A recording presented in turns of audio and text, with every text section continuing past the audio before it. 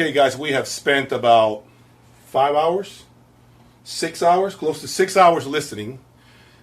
Mike got here at around 12:30, and it is 6 o'clock in the afternoon, and we finally wrapped things up.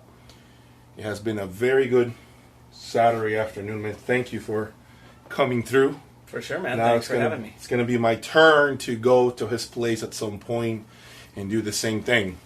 So, I'm pretty happy to have shown him the ultra high-end, properly set up, because when we go to shows, there's always compromises with rooms and...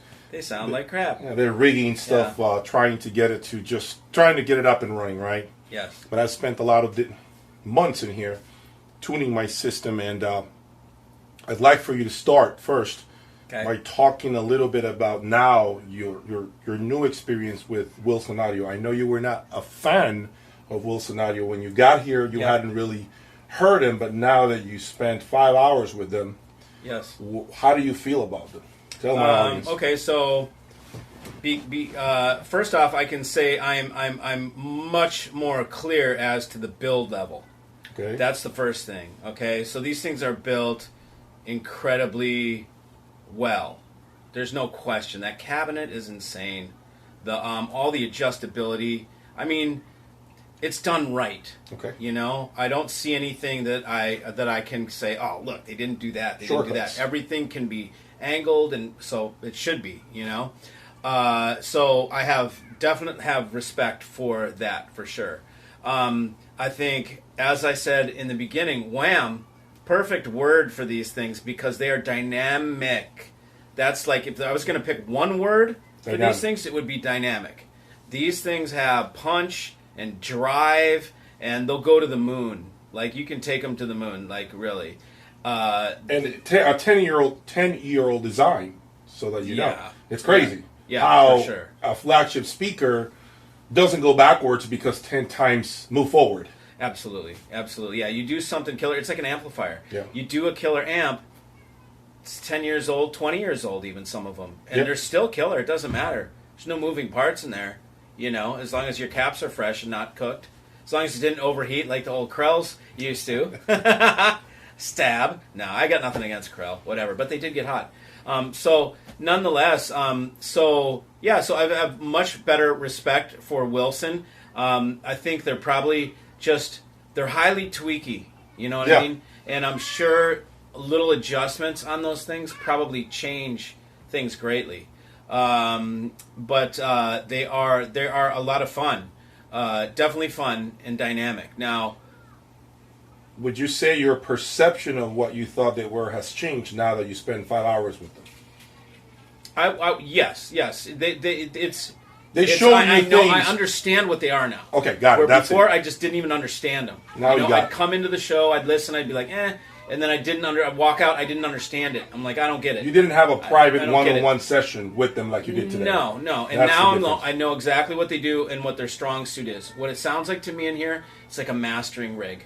It's like a mastering studio. Interesting. Where it's very much studio-centric. It's like production. Interesting. Like when you're at the mastering desk, this is what it sounds like. Okay, thank you. Yeah. And insofar as, are we just going to talk about the speakers, or should I roll about the other stuff? You can roll with your next stuff. Okay, so we talked about the speaker, so that's a great comment. Now, the DAC would be the only other thing we talk about. We talk about the DAC, and we talk about the different cables. No, did we talk about the cables already? We did. No, we didn't do a final. So yeah, okay, so we can do that. Okay, so now moving on to where we actually we are going to edit. I'm going to put this part that we're going to talk about first. Okay.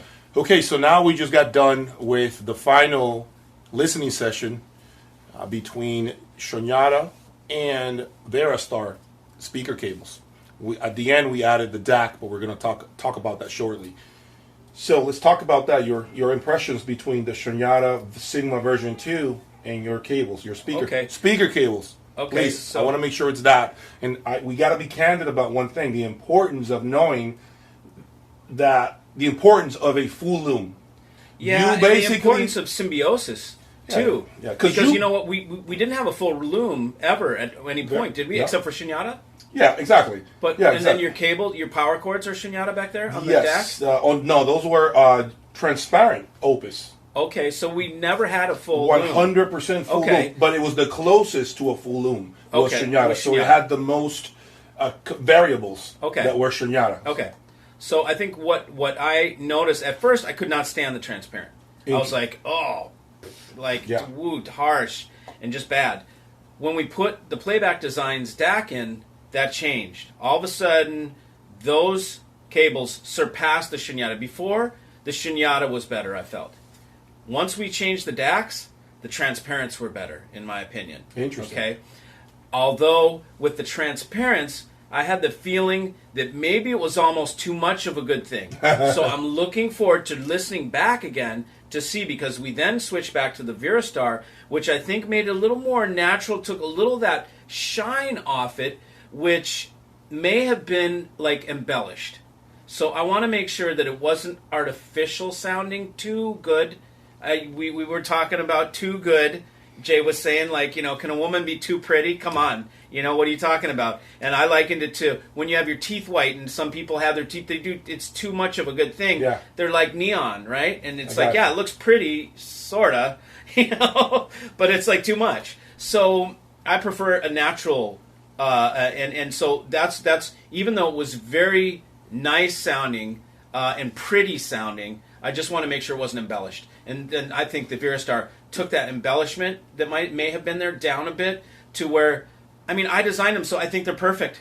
Right. What can I say? Right. I mean, that's how I designed them, to just like have a natural, open sound, you know? So that's my presentation. That's my statement to the audio hi-fi world, is listen to my cables. This is what I think is good sound. Now, I think we need to be, clear on something. I mean, we didn't exactly do the best A and B comparison, because we didn't have a full loom of your cabling system, and we had a lot of Shunyata pieces in here.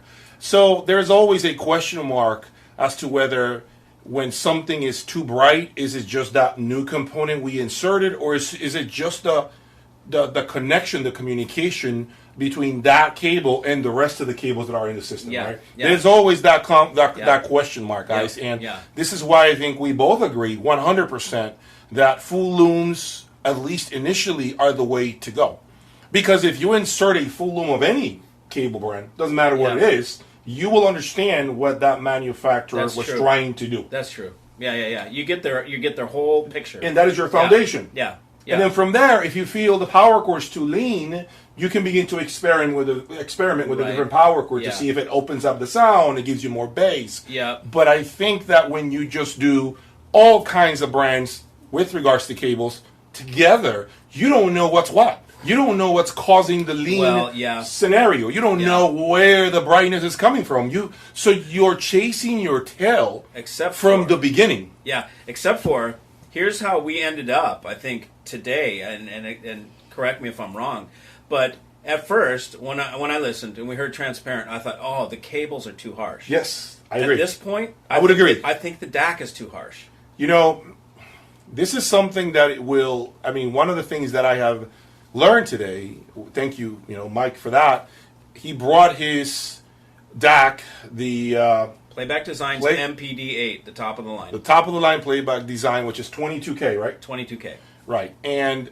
I definitely will say that it definitely gave me a big footprint right out of the gate. I felt as if, okay, it made me really reset my ears. It made me realize that some of the edginess that I may have had at times, and I know some of you guys probably picked that up too in some of my videos, where perhaps never my speakers or my amplifiers, which we haven't talked about, or my preamplifier, it could have been the actual DAC that was giving me too much.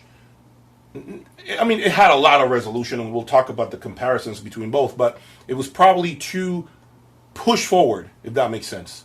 Okay, and your DAC allowed for that presentation to be pulled back a little bit, smooth things out while still having detail and resolution. And we were able to crank up a lot of music here and never feel like we had to run out of the room. I mean, we were giving it, we had that last song by Deadmau5. I mean, we really hammered the volume. I mean, it was hard and nothing. It was just, we wanted more of it. Yeah. No problem. Yep. And his DAC was really the main reason why we were able to play that loud. I don't think we can do that with the MSB DAC. Yeah. Now, to be fair, and you have been very vocal about this, could it be also the power chords that I'm using on the MSB DAC, that it just sees them as bright power chords, the Opus? Totally could. Which brings up a good point, which is really at one point or another, you have to decide what you're building your rig around. I agree. You either Yes. build your rig around the DAC and everything is tuned to tame it, if it in the case of these the MSB, or you use the playback designs and you use other things to bring out its nuance. I prefer to have something on the mellow side that I can coax more out of it to get those details than something that's too much and I have to try and tamp it down. I want to come the other way because it sounds better to me. It's easier to bring out the nuance of something than it is to put something, that's too much, and make it, try and tame it. It's a different result, I think, after the treatments, So I prefer to come this way. With the playback design, it's very natural sounding. I put it on certain brass footers that I use that are star sound.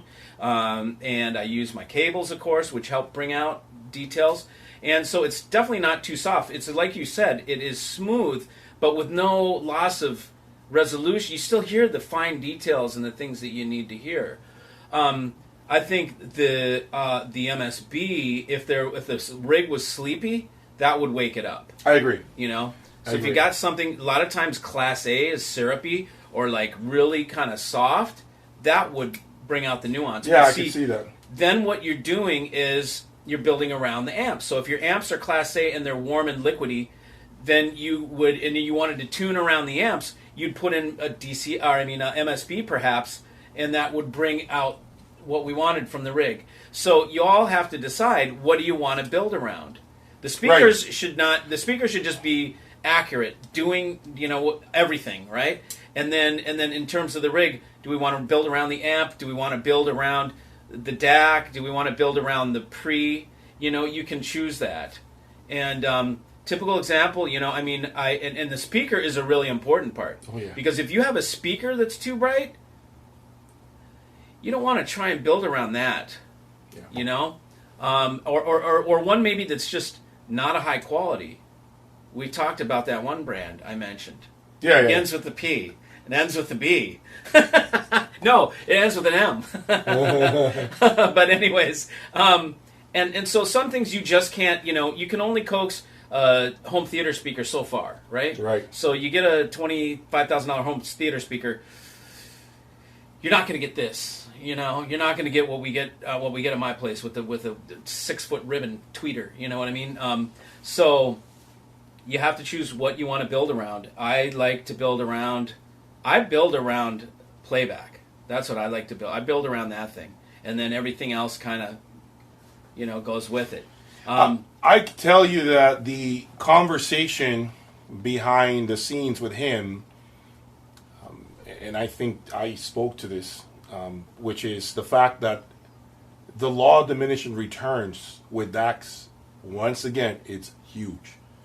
Yeah. His DAC being 22 and mine being 80,000, I can say to you that there is no 4 times the difference when you look at the MSRPs. There's absolutely none of that. And do you think that's worth its full $22K price? I agree. Yeah, I would say so. I would agree to that. Yeah. I can say that the DAC, to me, if I didn't have the MSB, and again, I'm not going to say that the MSB blew it away or that it did some things better. Mike, you were very vocal about some things that the MSB was doing that you didn't feel yours did, which is the extra minute details that you were mentioning, right? The nuance that you mentioned to me. For sure. You did agree to that you did feel that the MSB... It extracted out the nth level of layering and all this shit, right? The extra 5 points, the extra 5% that may have escaped your DAC. And then you said maybe with a couple of extra changes on your DAC, like a power cord and a stand, might be able to get closer. I know I can, because I know the DAC well enough to know how to extract that little last bit out of it, Right. So, and mind you, your DAC was cold too, so that's another thing. It was cold. But that goes to show you that there is no 4 times the difference. No question about it. And again, I own the MSB reference, and although I still, and we both agree it did some things better, there was no $60,000 gap here. There's absolutely none of that. I mean, and I was very impressed by how much it brought to the table. Cables, I think cables, at the end of this trial, we did the final run with your DAC and transparent cables. And when we did that, the brightness you mentioned that transparent cables had with the MSB, it was actually the opposite. The transparent brought this organic feeling.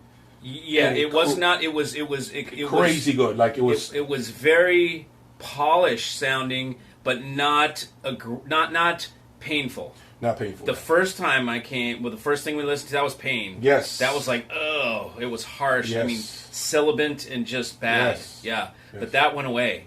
So it wasn't the cables. So the second pass, when we inserted his DAC in the system, I personally feel that the transparent cables had the edge with your DAC.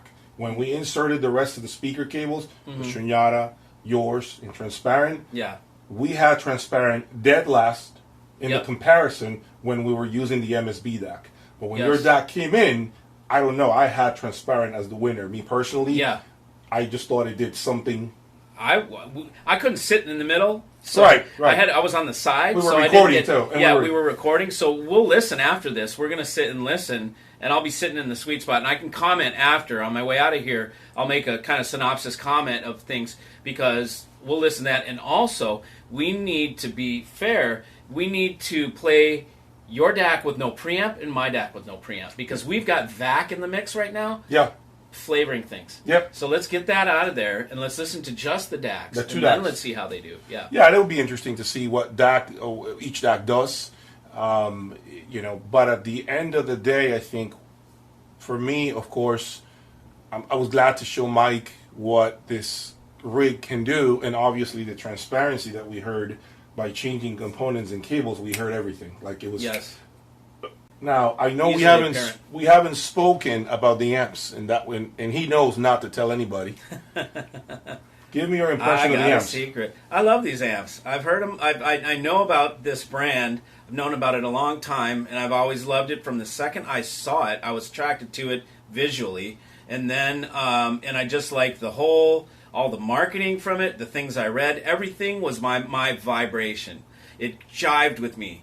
I talked to the founder of the company, and I told him it was like the first time I saw Ducati. I was like, I will have one of those. That is so my vibration. Just the color, the look, the visual, the sound, everything was me. So Porsche too. There's like, if you talk about cars a lot, I like Porsche. I like, So there's certain things that get me. This brand was one. The brand that we are not naming was one that I can look inside. It's gorgeous. It's going to sound. You just look at that build and you go, okay. There's passion in this, big time, okay? And they did not disappoint. I give thumbs up to the brand for sure. Now, I will say that I'm about ready to order a Playback Designs amp. Okay, and those are class A, B? It's a A/B that's massive. So it's $80,000. Wow. And so I think I've got to do it, Jay. I can't with these things here. I got to step up. You see that, but to see it's. The thing is, I don't need big amps the way I do my rig, right? I need 4 amps per side, so I can use smaller amps because they sound phenomenal that way. Yeah. I will have to, and this, I hate to say it this way, but I'll have to dumb down my rig a little bit and put a passive crossover in order to run a big amp or big mono, single ones, where I'm not biamping or triamping or quad amping what I'm doing right now. So I'll do it just because I need to be able to put in big amps and play with the big amps too. Gotcha. It's been quite an interesting session here, and I learned a lot. I think this is going to be only the beginning. This has planted a seed for me to realize changes that could be coming in 2022. I don't know what it will be, what they will be. I do not know what will change. Something will change. I know this. I want to thank Mike because he was part of this process for me to think about what I could do differently and the results that I could be getting, right? You guys know I go through a lot of shit, a lot of different components. You guys know that's what my channel is about. I mean, there's nothing new about that. But in 2022, I can say that I will be changing two big components that Mike knows about and introducing you to the amplifiers hopefully by the end of the year. Over the next 3 weeks, I will release a video about these monos, these giant killers that could potentially be the best power amplifier. They are the giants, dude. They're not giant killers. They are the giants. Right? Yeah, I would say so. I would say they are to me at least, I will release this statement, which is, these are the best amps I have ever owned. And I don't know about everybody else's amplifier collection, but from what I have had in my room, these are the best amps I've owned. They do everything. But everything also comes at a price. The price being that careful matching of electronics with it is very, very crucial. Yeah, now another thing, too, that we should mention is we didn't get any time at this point, and maybe if we have time tomorrow, we do. I'm willing to come back for a bit. I don't want to keep you from getting your thing, but we did compare Rune versus the Tycho software using the Tycho. And the Tycho was the software on that machine was clearly better than the Rune software, without a question. He's a Rune user. I use Rune, and Rune. And we listened to it. We listened to both. We listened to Rune on Tycho. We listened to Tycho, the Tycho software on Tycho. It sounded better, the Tycho software. Now, from what I gather, it's a pain in the ass to use. It's a little rough. It's not streamlined yet. Okay, but it sounded better. So the important part was that. There are some features you can't pause the music. You have to stop it and then start every time over at the beginning. Pain in the ass. But this is just time. They'll figure that out. They'll fix that. So the sonic is better, which is the important part. The important part. So eventually they'll fix it. The software will get better, and it sounds killer. I mean, so I don't know from a standpoint of comparison.